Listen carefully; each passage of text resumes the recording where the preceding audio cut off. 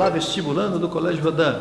Mais uma dica importante para o ano de 2015. Acredito que você já fez o seu planejamento, já criou o seu plano de estudo, já entendeu como que os gráficos de desempenho são traduzidos em informações necessárias para que você organize o seu plano de estudo ou reorganize o seu plano de estudo. Você já deve estar refletindo sobre escolhas profissionais, sobre faculdades, sobre universidades, sobre o melhor curso. Vai aqui duas informações importantes para você pensar. Perguntas que eu canso de ouvir. Qual o melhor curso, qual a melhor faculdade? Então memorize. O melhor curso é aquele que você escolhe. A melhor faculdade é aquela que você escolhe. O que eu não quero ouvir de nenhum vestibulando, de nenhum aluno do Colégio Rodan. Eu faço esse curso porque é o único que sobrou para mim. Não quero ouvir isso, não posso ouvir isso. Você tem que fazer o curso que você quer, aquele que você acredita que vai trazer uma boa formação para o seu futuro.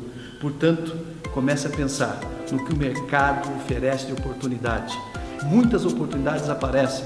Nós estamos vivenciando um período em que as profissões relacionadas à tecnologia são e serão muito importantes para o desenvolvimento do Brasil. Nos próximos 30 anos, o Brasil será referência em tecnologia. E tecnologia está relacionada à física, química, matemática e biologia.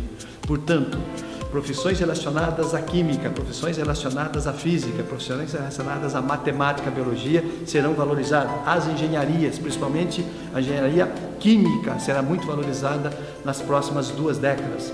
Biologia, a concorrência tem aumentado nos últimos anos e novos trabalhos, novas pesquisas têm criado uma grande expectativa nos alunos que têm procurado por esse curso. Portanto, profissões relacionadas à tecnologia são as profissões do futuro. Em paralelo a essas profissões, não se esqueça, nós temos outras profissões que também serão muito valorizadas.